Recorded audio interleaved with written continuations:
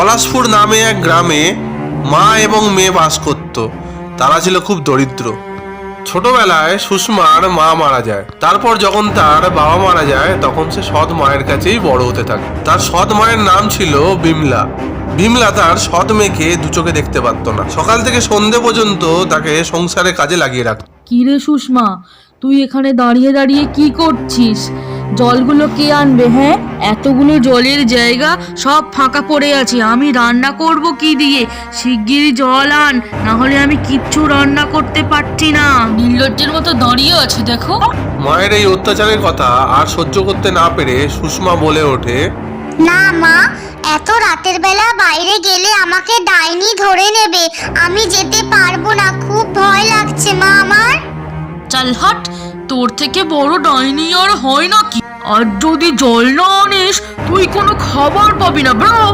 মাগো, এই ভর রাতের বেলায় তুমি আমাকে বাইরে অন্ধকারে জল আনতে পাঠাচ্ছ? মাগো, এই বেরানোই যেন আমার শেষ বেরানো হয়, চললাম। অভিমানের সঙ্গে শেষ বিদায় নিয়ে সুষমা জলের খোঁজে এগোতে থাকে এবং ভয়ে ভয়ে চিন্তা করতে থাকে যে রাস্তায় তার জন্য কি অপেক্ষা করে। চারিদিকে কোনো মানুষজন না থাকায় বিভিন্ন পশুর আওয়াজ তার কানে আসতে থাকে এবং সে চারিদিকে দেখতে থাকে যে জলটা কোথায়। আশেপাশে কি কেউ আমাকে পিছু করছে? আমাকে যেন কেউ অনেকক্ষণ ধরে লক্ষ্য রাখছে। যা পারে হয় হোক, জীবন মরণ হাতে নিয়ে বেরিয়েছি যখন, জল না নিয়ে মায়ের কাছে যাব না। যাই, যতদূর পর্যন্ত যাওয়া যায় আমি যাব। ওরে বাবা রে, কি ছমছমে আওয়াজ হচ্ছে, তাড়াতাড়ি চ, জলটা না পেলে যেন বাড়ি যাওয়া যাচ্ছে না। ওরে বাবা, এই জায়গাটা কি গরম রে বাবা, যেন মনে হচ্ছে কোনো অপদেবতা আমার পেছনে দাঁড়িয়ে। অনেকদিন পর রাতে কোনো মেয়ে বেরিয়েছে, তার সাহস দেখে ডাইনির হাসি তো থামতেই থাকে না।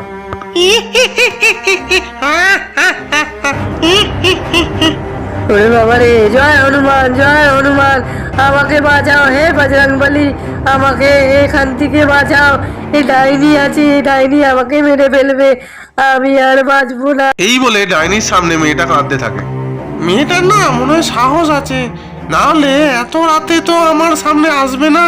এত রাতে এই গভীর জঙ্গলে মেয়ে তুমি করো কি গো? আমি মাকে বললাম যাব না, আমার মা জোর করে জল আনতে পাঠিয়েছে, আমাকে মেরো না। শোনো মেয়ে, আমি না প্রথমে ডাইনি ছিলাম না, আমিও তোমার মতো ভদ্র ঘরের মেয়ে ছিলাম। একদিন আমার মা জল আনতে পাঠায় রাত্রির বেলা, আমি পা পিছলে পুকুরে পড়ে যাই এবং সাঁতার না জানার জন্য আমি হাবুডুবু খেতে থাকি। বাঁচাও বলি, কেউ আমাকে বাঁচাতে আসে না। তারপরে আমি সেই রাতে সেখানেই মরে পড়ে থাকি, কেউ আমাকে তোলে না। তার জন্য আমি একদিন ডাইনি হয়ে যাই এবং রাতে যে যায় তার আমি ঘাড় মোটকে খাই।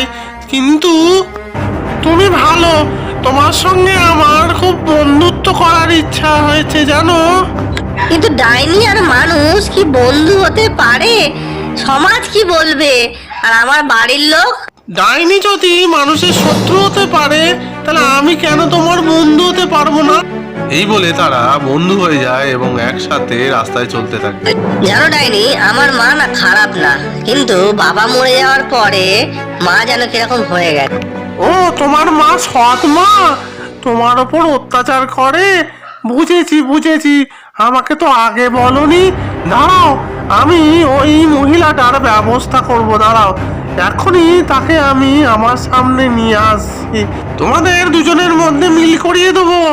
দেখো ডাইনি, উনি আমার সৎমা হতে পারে, কিন্তু এতদিন আমাকে মানুষ করেছে, ওনাকে কিন্তু তুমি কিছু বলবে না। ওম ভট। দেখো মা, রাতের যে ডাইনি লোককে ভয় দেখায়, সে এখন আমার বন্ধু। দেখুন মা, সুষমা কিন্তু খুব ভালো মেয়ে, আমার মতো একটা ডাইনিকে সে পুরোপুরি বদলে দিয়েছে।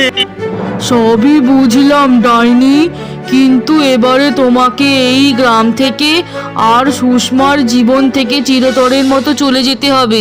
তুমি এবার বিদায় নাও, আমাকে ক্ষমা করে দে রে মা। সুষমা, তোকে আমি খুব ভালোবাসি, এবার থেকে তোকে আমি আর কষ্ট দেব না। আমি তোকে কতই না কষ্ট দিয়েছিলাম, আজ তুই আমাকে প্রাণে বাঁচালি। এই জীবনটা তোর কাছে ঋণী হয়ে রইল রে সুষমা, ঋণী হয়ে রইল। মা মেয়ের মিল দেখে ডাইনি শেষ বিদায় নিল।